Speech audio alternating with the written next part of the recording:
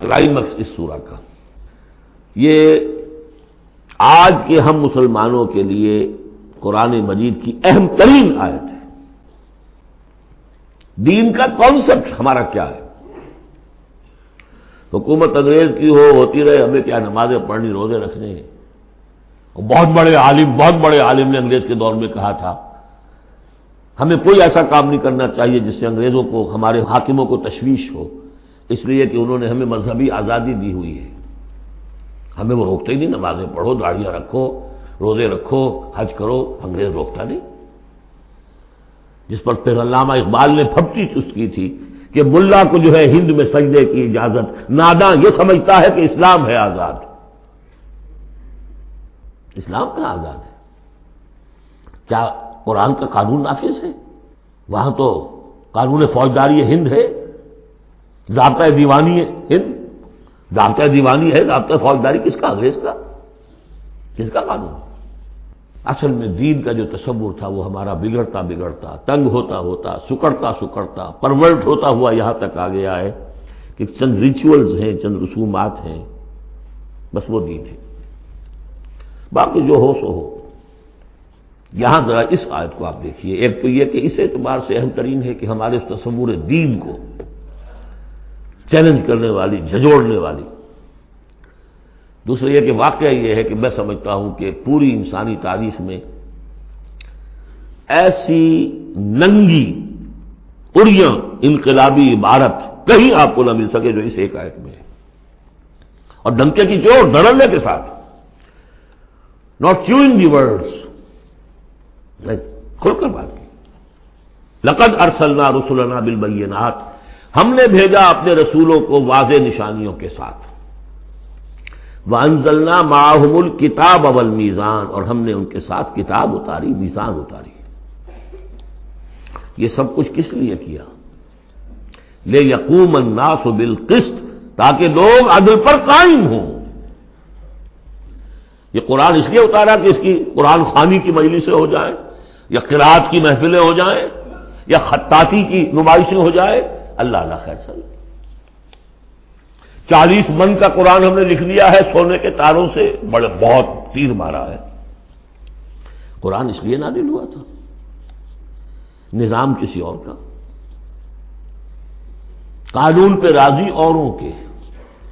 مولانا ماہر القادری صاحب کا جو شعر تھا، یہ مجھ سے عقیدت کے دعوے، قانون پہ راضی اوروں کے، یوں بھی مجھے رسوا کرتے ہیں ویسے بھی رلایا جاتا ہوں۔ تو قرآن اس لیے تو نہیں ہے، قرآن تو آیا جو نظام لے کر آیا اسے قائم کرو، جو میزان لے کر آیا اسے نظم کرو، جو شریعت لے کر آیا اسے نافذ کرو۔ اگر یہ نہیں تو بابا پھر سب کہانیاں، عمریں کرتے رہو ہر سال، باقی سارا دھندا سودی کاروبار، دین جو ہے، بلڈنگیں بناؤ، عیش کرو، ہاں عمرہ کراؤ۔ گنگا نہا آیا جیسے ہندو پاک ہو گیا، ایسے عمرہ جو ہے کرائے پاک صاف ہو گیا۔ یہ ہے آپ کا دین، آج کا دین۔ غور کر لیجیے اس کو، نظام عدل و قسط۔ پھر ذرا نوٹ کیجیے، اب تو چونکہ ہم ترجمہ قرآن کرتے ہوئے کہاں تک، آخر تک پہنچ گئے۔ آل عمران میں فرمایا اللہ کیا ہے؟ قائما بالقسط۔ سورہ نساء میں فرمایا مسلمانوں تمہیں کس لیے ہم نے اٹھایا ہے؟ یا ایھا الذین آمنوا کونوا قوامین بالقسط شہداء للہ، عدل و انصاف کو قائم کرنے والے بن کر کھڑے ہو۔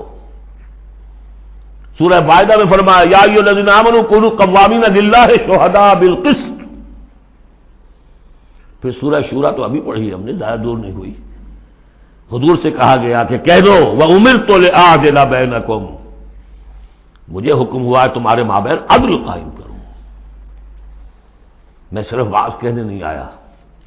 اللہ الذی انزل الکتاب بالحق والمیزان، یہ بھی آیت سورہ شورى میں ہم پڑھ چکے ہیں، وہی کتاب اور میزان کا لفظ یہاں بھی آ گیا ہے۔ لقد ارسلنا رسلنا بالبینات وانزلنا معهم الکتاب والمیزان لیقوم الناس بالقسط، یہ عدل جو قرآن لے کر آیا یہ نظام عدل ہے، عدل و قسط ہے، اسے نافذ کرو۔ پھر وہ ہم پڑھ چکے سورہ مائدہ میں قل یا اہل الکتاب لستم علی شیء حتی تقیموا التوراۃ والانجیل وما انزل الیکم من ربکم، کہہ دیجئے نبی ان سے، اے کتاب والو تمہاری کوئی حیثیت نہیں ہے جب تک کہ تم قائم نہیں کرتے تورات کو اور انجیل کو اور جو کچھ تمہارے اوپر نازل کیا گیا تمہارے رب کی طرف سے.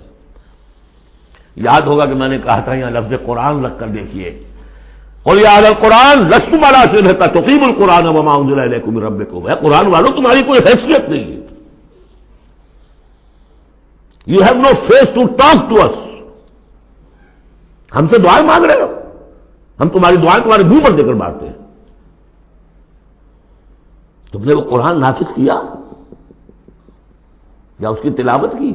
تراویح میں سن لیا، پورے رمضان میں ایک قرآن تو بڑا تیر مار دیا، کیا اس کا ایک حرف نہ سمجھاؤ؟ لقد ارسلنا رسلنا بالبینات وانزلنا معهم الکتاب والمیزان لیقوم الناس بالقسط. اور عدل کے راستے میں تو رکاوٹ ڈالیں گے وہ لوگ کہ جو ایکسپلائٹ کر رہے ہیں. جاگیردار کبھی چاہے گا کہ جاگیریں ختم ہو جائیں، وہ تو ٹیکس دینے کو تیار نہیں، آپ کہتے ہیں جاگیرداری ختم ہو جائے.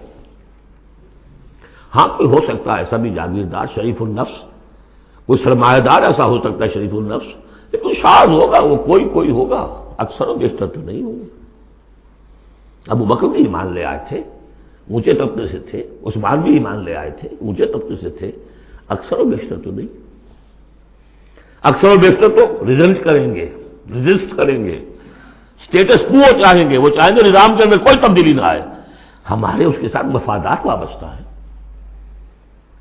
ہمارے انٹرسٹ ہیں، ویسٹڈ انٹرسٹ.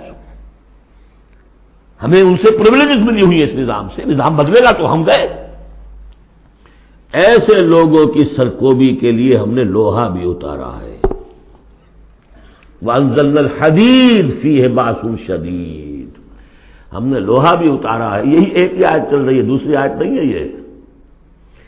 اسی لیے میں نے کہا تھا کہ اڑیاں ترین یہ عبارت ہے کہ انقلاب کے لیے کچھ سر کچلنے پڑتے ہیں، ورنہ نہیں انقلابات. اور اس میں کوئی ریگریٹس نہیں ہے، اس میں کوئی معذرت نہیں ہے. جب یہ لوگ کہتے ہیں کہ وار فار پیس، اگر یہ کہتے ہیں کہ دنیا میں ہیومن رائٹس کے لیے ہم حملہ کر رہے ہیں، کیا مطلب ہے؟ تمہارا اپنا تصور ہے، عدل انسانی کا ایک تصور ہے، اس کے لیے تم طاقت بھی استعمال کر رہے ہو، لوگوں کا گھیراؤ کر رہے ہو، انہیں آئسولیٹ کر رہے ہو، سینکشنز لگا رہے ہو. کیوں؟ کہ تمہاری مرضی کے مطابق نظام انہوں نے کیوں نہیں بنایا. تو اہل ایمان کو اللہ نے ایک نظام دیا ہے، وہ اللہ کا دیا ہوا نظام ہے، عدل و قسط پر مبنی ہے. اس نظام کو قائم کرنے کے لیے وہ اگر طاقت بھی ہوگا تو استعمال کریں گے. ہاں طاقت نہیں ہے تو ٹھیک ہے، پڑے ہوئے اس میں یہ کہ طاقت فراہم کرو، دعوت دو، لوگ جمع ہوں، اس کے لیے تن من دھن لگانے کا عہد کریں، ان کی تربیت ہو. محمد رسول اللہ کیا کر رہے تھے مکے میں 12 برس تک؟ وہ آپ نے طاقت تیار کی ہے. وہ طاقت جو ہے پھر کوڑا بن گیا جب تو کوڑا دے کر مارا ہے باطل کے اوپر. بل نقذف بالحق علی الباطل فیدمغہ، ہم باطل کے اوپر حق کو مارتے ہیں جو اس کا بھیجا نکال دیتا ہے. فاذا ہوا زاہق، یہی ہوا.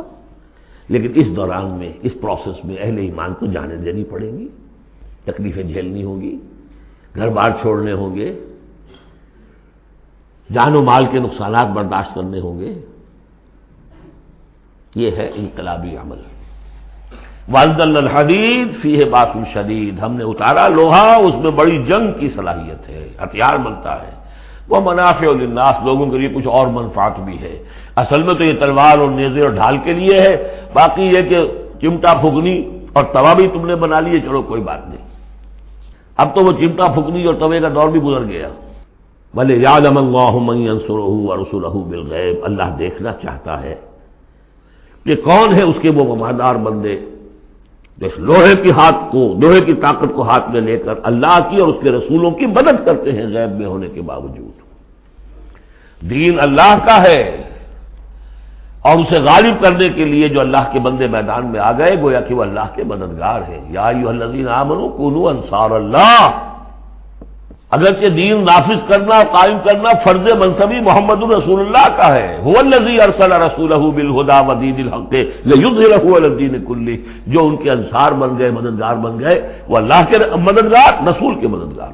یہ مضمون جب آئے گا ابھی نکھر کر، اور اس ایک آیت کی شرح سمجھ لیجئے کہ جو سورہ صف میں آئے گی، اس لیے کہ یہ جو آیا ہے وہ یہ جمع کا صیغہ ہے، لقد ارسلنا رسلنا بالبینات، رسولوں کو بھیجا، اور تین چیزیں دے کر بھیجا، بینات، کتاب اور میزان۔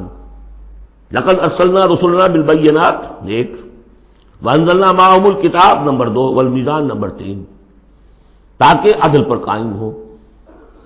حضور کے بارے میں اب آیت آئی، هو الذی ارسل رسولہ بالہدی ودین الحق، دو چیزیں دے کر بھیجا، تیسری نہیں۔ کیا مطلب؟ بینات اور الہدا ایک ہو گئے ہیں، کتاب اور معجزہ ایک ہو گئے، یہ قرآن ہی معجزہ ہے محمد رسول اللہ صلی اللہ علیہ وسلم کا۔ ریڈیوس ہو کر تین چیزیں محمد کے معاملے میں صلی اللہ علیہ وسلم دو رہ گئی ہیں۔ الہدا، اسی میں قانون ہے، کتاب ہے، اور یہی معجزہ ہے، محمد رسول اللہ کا معجزہ یہ ہے۔ ہاں، میزان مکمل ہو کر دین حق کی شکل اختیار کر چکی ہے، میزان عدل و قسط، اب دین حق۔ هو الذی ارسل رسولہ بالہدی ودین الحق لیظہرہ علی الدین کلہ ولو کرہ المشرکون۔ یہ سورہ صف کی مرکزی آیت ہے جو آگے آ جائے گی۔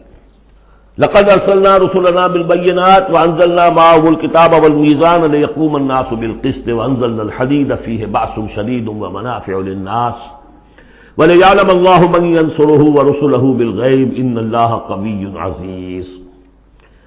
یہ سورہ مبارکہ جو ہے ایک اعتبار سے مضمون تدریجاً ترقی کرتا ہوا کلائمیکس پر پہنچ گیا ہے، آیت نمبر 25 پر جو ہم نے پڑھ لی۔ اب ایک سمجھیے ضمیمہ ہے اس میں، کبھی میں پہلے اینٹی کلائمیکس کا لفظ استعمال کرتا رہا، وہ مناسب نہیں ہے، ضمیمہ ہے۔ ضمیمہ کیا ہے؟ شیطان نے ایک اور چال چلی، جن لوگوں کے دلوں میں اللہ کی، رسول کی محبت بہت ہو گئی، آخرت کی طلب بھی ہو گئی، اور حقیقی ایمان اور صحیح جذبات، اس کا رخ موڑ دیا رہبانیت کی طرف۔ جاؤ خوب نفلیں پڑھو، خوب تپسیاں کرو، خوب عبادتیں کرو، دنیا کو چھوڑو، تاکہ دنیا میں ننگا ناچ ناچوں، اور جو اللہ کے ماننے والے وہ جا کر گپھاؤں میں اور پہاڑوں کی چوٹیوں پر اور غاروں میں جا کر تپسیاں کریں۔ اس کی نفی ہو رہی ہے۔ یہ راستہ نہیں ہے دین کا، اور یہ خاص طور پر ویسے یہ کہ ہندوستان میں کیوں آیا یہ مسئلہ اور کسی اور جگہ کیوں آیا، لیکن یہ کہ مونسٹسزم جو ہے، یہ خانقاہی نظام جو ہے کرسچینٹی میں ٹاپ پر پہنچا ہے، اس میں کوئی شک نہیں۔ ہسٹری آف کرسچین مونسٹسزم، یہ پوری کتابیں ذخیر لکھی ہوئی، اس کی ایک مثال دے رہے ہیں کہ یہ ایک غلطی ہوئی ہے۔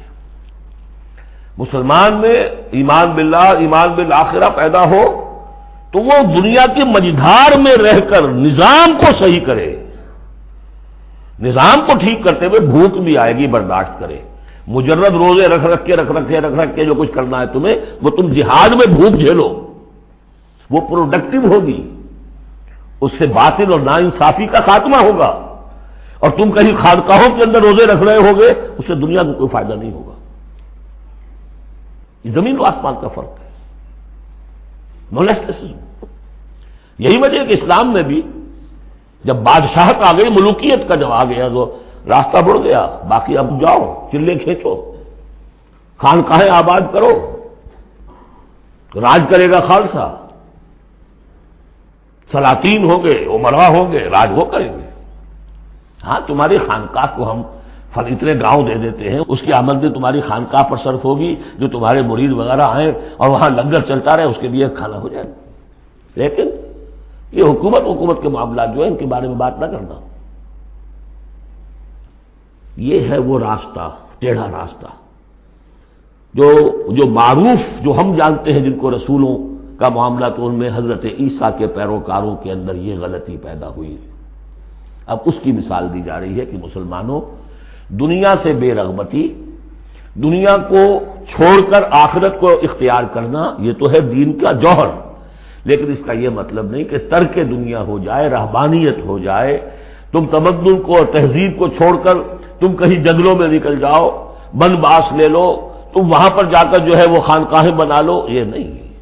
دنیا کی مجدھار میں رہو اور جہاد فی سبیل اللہ کے ذریعے سے حق کا بول بالا کرو، ناانصافی کا خاتمہ کرو، عدل کو قائم کرو، جس کا جو حق ہے اس کو ملنا چاہیے، جیسا کہ حضرت ابوبکر نے فرمایا تھا جو پہلی بیعت ہوئی ہے، بیعت خلافت، کہ لوگوں تم میں سے جو ضعیف ہے وہ میرے نزدیک قوی ہوگا جب تک کہ اسے اس کا حق دلوا نہ دوں، اور جو قوی ہے وہ میرے نزدیک کمزور ہوگا، ضعیف ہوگا جب تک کہ اس سے حق وصول نہ کر لوں۔